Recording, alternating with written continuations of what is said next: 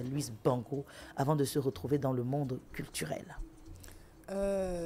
Déjà, comment je me trouve dans le monde culturel? Je suis née dedans. Je suis née dans une famille où autant mon père était économiste, financier, ma mère avait fait gestion d'entreprise. Mais le fait qu'on ait travaillé, je pense, en fait que mes parents, mon père surtout, avaient travaillé à l'étranger et que nous ayons vécu à l'étranger, je pense que ça leur a donné un cadre pour renforcer leur culture parce qu'ils ne voulaient pas qu'on oublie d'où on venait. Et donc, quand je dis que j'ai grandi dedans, on a toujours mangé camerounais, même quand on était à l'étranger. On parlait toutes les langues chez moi parce que mes parents sont polyglottes, ils parlent 7 langues nationales. Donc, on avait les vendredis, on mettait Gandoura, Boubou, etc. À l'époque, c'était un peu ça la tradition. Il y avait un ministre de la Culture à l'époque, Guillaume Bouelet, qui avait sorti plein de livres sur l'histoire du Cameroun, l'histoire de l'Afrique. En bande dessinée pour enfants, on avait toute la collection.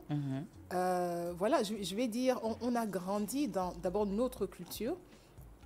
Moi, j'avais mon premier cabadon, je me souviens, j'avais 5 ans et ma première photo officielle, je portais ce cabas et ça reste l'une de mes photos préférées. Voilà, donc on a grandi dedans et après, on a commencé à s'intéresser à la culture des autres parce qu'on était dans un environnement multiculturel, international.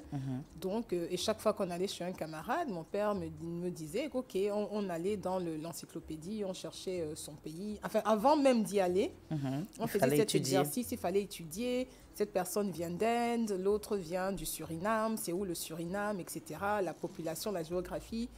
Et forcément, quand on arrive chez les personnes qui nous ont invités avec cette préparation, on peut entrer plus dans la culture. Vous mangez quoi? Vous mangez comment?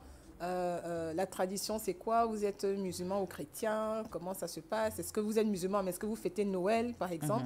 Voilà le genre de questions qu'on posait quand on était enfant. Et ça donne juste une ouverture d'esprit. Et on ne se sent pas différent. On ne se sent pas du tout différent, on se sent juste particulier parce que, voilà, eux, ils sont musulmans, moi, je suis chrétien, et à la limite, c'est la seule différence. À cet âge-là, c'est tout ce qu'on voit comme différence parce que on va à l'école, donc on s'habille pareil, on mange pareil à la cantine. Voilà, il n'y a pas une vraie différence qui frappe sur l'être humain. Nous sommes tous des êtres humains et on a tous nos particularités. Mais après, il y a ce volet culturel que chacun apporte à la table, comme on dit aujourd'hui, et qui était plutôt un enrichissement. Donc nous, c'était une fierté de dire « Ah, j'ai rencontré quelqu'un qui vient du Sri Lanka, ma nouvelle copine. » On ne venait pas inférieur. Pas du tout, mais c'était une richesse. Et qu'eux, là-bas, voici comment ils font, voici leur tenue traditionnelle, etc. Et autant nous, on s'intéressait à eux, autant eux, ils s'intéressaient à nous. Et maintenant, on entre dans le monde du journalisme. Comment ça se fait? Alors, le journalisme est vraiment un gros hasard. C'est un gros hasard parce que ça n'avait jamais été mon premier choix. C'était même pas un choix. Quand j'étais jeune, je ne pensais pas devenir journaliste un jour. J'avais d'autres ambitions. Mais j'arrive dedans parce que quand je sors de la fac, moi je suis une vieille, hein, je suis sortie de la fac en 92. Et en 92, pour ceux qui s'en souviennent, on venait juste de libéraliser la presse privée, etc. Donc, on sortait de la crise économique des années 87, 86, 87. Et donc, les entreprises fermaient, l'État n'embauchait plus, etc. Donc, le seul secteur qui s'ouvrait et qui était demandeur de jeunes volontaires inexpérimentés, c'était la presse. Donc, c'est comme ça que je commence. J'ai une licence littéraire, donc je sais écrire, comme on disait à l'époque. Et donc, je me forme sur le tas, d'abord dans un magazine à la presse écrite, et après à la radio. Et c'est vraiment la radio qui change tout. Et qui m'ouvre toutes les perspectives du journalisme. Et non seulement à la radio, donc, et j'arrive déjà avec un bagage culturel du fait de mes centres d'intérêt. J'ai toujours été intéressée par la danse, les arts plastiques, la musique, etc. Donc j'arrive avec ce bagage et que je peux proposer déjà à la radio dans une émission que je co-présentais avec Alex Yoé. Ok. Ça s'appelait le Cercle culturel. C'était un quotidien d'une heure. Et c'est pendant cette émission qu'un jour débarque au studio un monsieur qui nous regarde, qui nous écoute et après qui m'appelle et qui me dit si ça m'intéresserait de travailler à la télé. Je lui dis oh non. Et après il me dit ouais, je suis Vincent Doumbédé. Je dis ah comment jusque ah oui, mais je sais pas trop si. Donc j'ai aimé l'émission, je la suivais comme toi à la maison et je passais le temps à expliquer aux autres c'est qui s'est passé à l'émission et pourquoi c'était la plus belle émission et la plus... Et les gens regardaient que la culture. On ne comprenait pas trop ces gens qui viennent peindre, qui viennent danser, qui viennent faire des choses... Voilà, donc il me propose, en fait, il me propose que bon, viens quand même faire un essai, etc. Et j'avais un peu peur, je ne savais pas trop. Ça ne se voyait pas. Oui, je cache bien ma peur, mes frayeurs. Mais voilà, et je me souviens, j'ai une très tendre pensée pour elle, c'est Babel, qui nous a quittés l'année dernière, mais c'est elle qui m'avait encouragée. Okay. C'est elle qui m'avait encouragée. Et quand je dis encouragée, c'est qu'en fait... Pour les anciens qui connaissent un peu l'histoire de la CRTV et de cette émission, c'est Odette Ndoumbé qui présentait cette émission pendant plusieurs années et après elle part et Vincent a du mal à trouver une remplaçante. Donc il arrive sur Babel et juste après il me propose. Donc moi je suis toute jeune à la FM 94, je me dis ah voilà, je vais encore chercher des problèmes. On m'a encore dit que tu veux lui prendre la place de quelqu'un, alors comment il ne veut même pas. Et c'est Babel qui me dit non, vas-y. C'est génial, ça, tu vas faire ça, tu aimes déjà faire ci, donc tu pourras faire ça. Culturellement, vous étiez prête. Et donc, c'est vraiment quand elle m'encourage, et elle est hyper excitée, elle est plus excitée que moi, elle est plus heureuse que moi. Et je me dis, ok, vraiment, si la grande sœur m'encourage, parce que c'est Babel et moi, on a une histoire très particulière. Dès que j'arrive à la FM, je commence à faire tous ces remplacements. Et quand on est jeune, on commence, c'est un honneur de remplacer quelqu'un. Donc, quand elle me dit, vas-y, je me dis qu'ok. Ça veut dire qu'elle a vu le potentiel. Elle a vu le potentiel, elle croyait en moi, elle était heureuse pour moi, elle savait que j'allais pouvoir m'éclater là. Et donc, c'est comme ça que l'aventure de Accord Majuscule commence. Voilà, et on est aujourd'hui en 2023, on en parle, on se rappelle. Oui. Voilà. C'est une émission qui a marqué.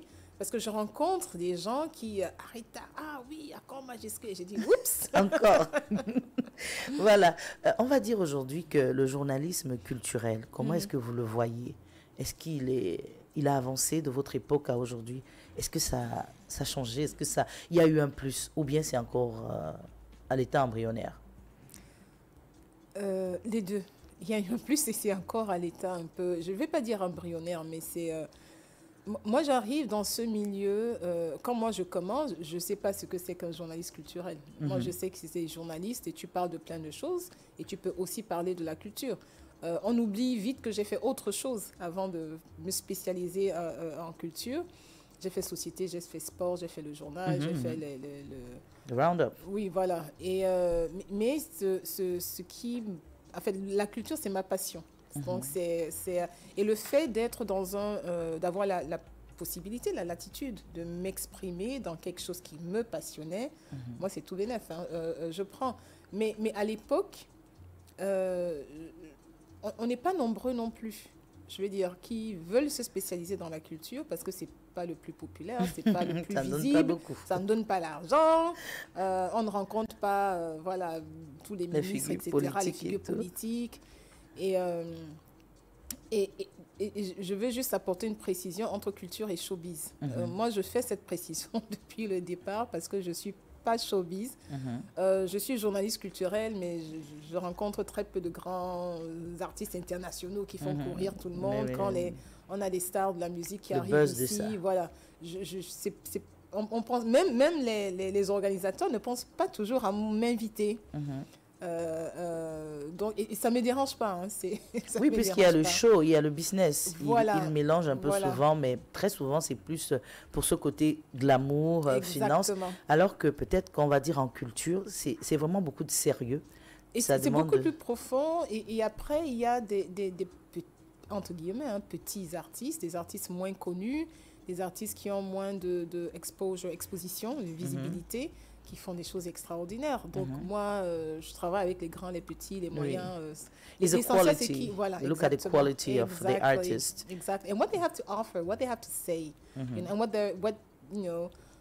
what new thing, what innovation, you know, new perspective they're bringing into Yes, their art. and the their particularity craft. is that they don't become stars automatically. It's when you Exactly. know them from the start and you know how to position them that they take the glamour, all And the things. the other thing is that as much as we have these, especially music, because basically they're the ones who drive like the whole cultural, artistic, and you know The move, yeah. the move. And so you have a lot of big name artists from Cameroon, from you know international place, stars all yes. over the place, and the focus is always put on them.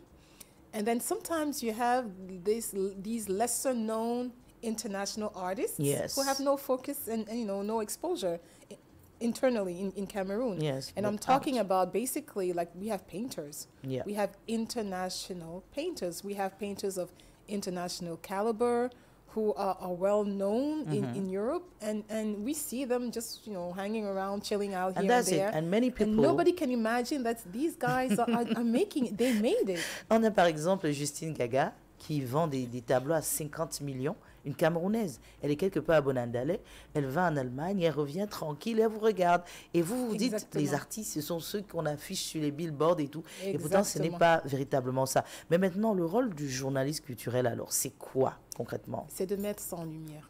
Ok. De mettre des artistes comme Justine Gaga en lumière. Mhm. À côté des Richard Bona, Charlotte Dipanda, mettre aussi Justine Gaga. Mettre, pour pouvoir raconter l'histoire de Dovi Kendo, Oui. que j'ai eu le plaisir de croiser il y a quelques mois. La Oui, oui, oui, mais qui a fait un travail Elle a un incroyable parcours, elle a un dans le parcours. théâtre, et surtout pour les femmes. Et quand je vois ce que c'est, quand je vois Charlotte Tamak, par exemple, quand je vois ce qu'elle est devenue, il y a beaucoup de Dovi là-dedans. Je vais dire, moi, je ne peux pas regarder Charlotte Tamak sans voir. penser à Dovi, Mhm. sans penser à ce qu'elles ont construit à une époque où le théâtre était, entre guillemets, mort à Douala.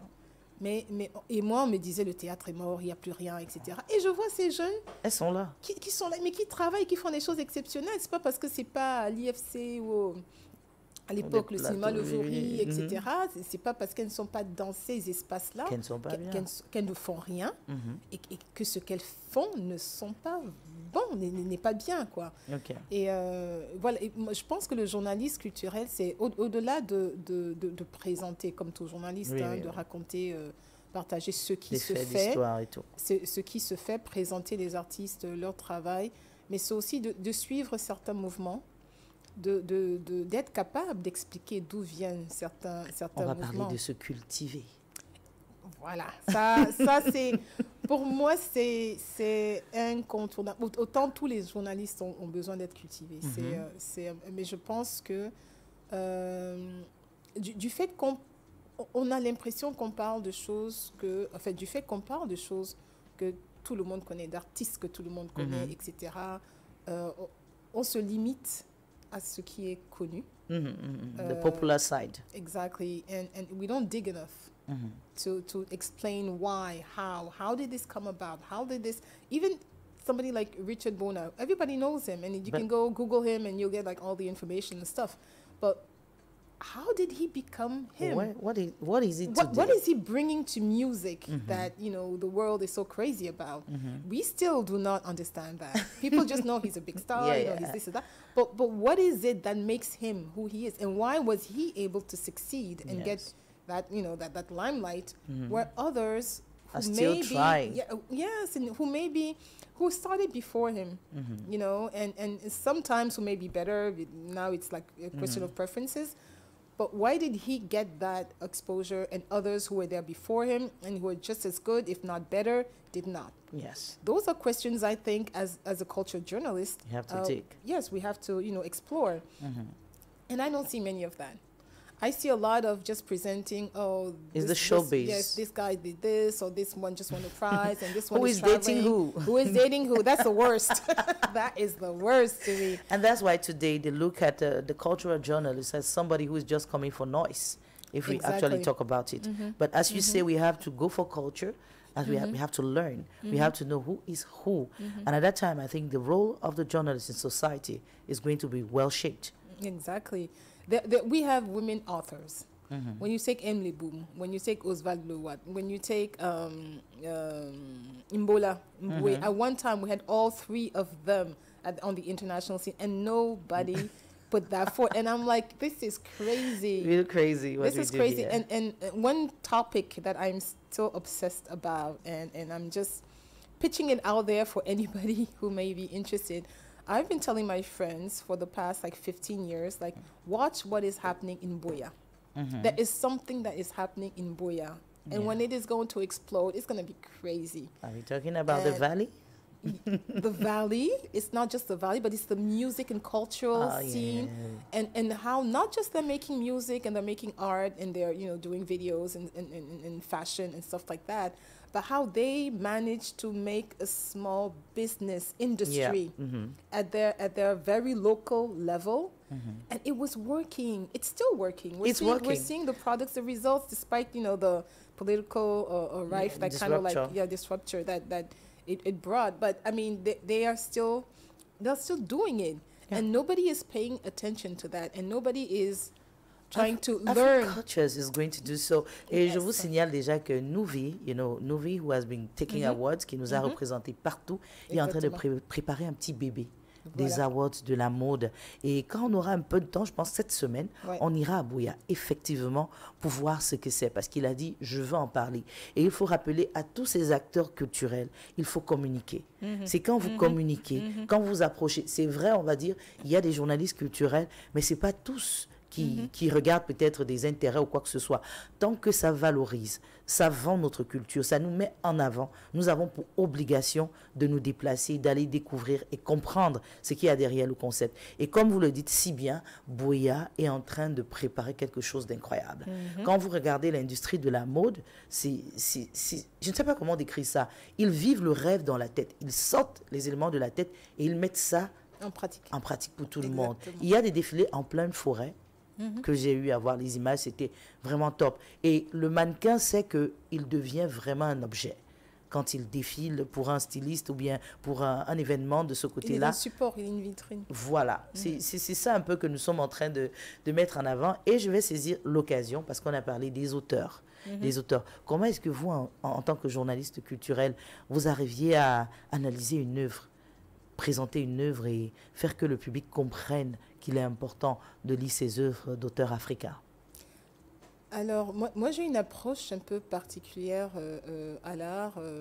On me l'a quelquefois reproché, mais je parle beaucoup de mes émotions. Je parle j'aurais du mal à interviewer quelqu'un qui me laisse à 37.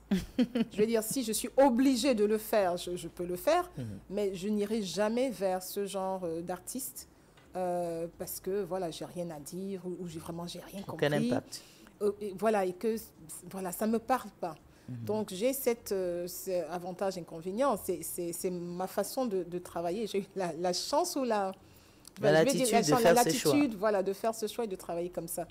Donc quelle que soit la discipline artistique, quel que soit le sujet culturel, c'est vraiment comment ça résonne en moi. Et c'est sous ce prisme-là que j'analyse les œuvres. Beaucoup le font de manière très scientifique. On fait une note de lecture, il y a tel nombre de pages, tel nombre de lignes, machin, c'est tel style, etc. Moi, c'est pas du tout comme ça. Je ne sais même pas faire ça. Tu vois, c'est un exercice hyper laborieux pour moi et tout. Mais par contre, c'est vraiment... Qu'est-ce qui résonne? C'est quoi l'histoire? C'est quoi cette histoire et qu'est-ce que l'auteur voulait partager? Qu'est-ce qu'elle voulait partager? Qu'est-ce qu'elle voulait qu'on retienne? Et après, d'où vient cet auteur? Quelle est son histoire? Qu'est-ce qui l'emmène à vouloir écrire cette histoire? Voilà à peu près, si je peux résumer, les trois questions que je me pose pour entrer dans l'ouvrage et pouvoir en ressortir des éléments de partage avec les auditeurs ou les lecteurs par la suite. Voilà.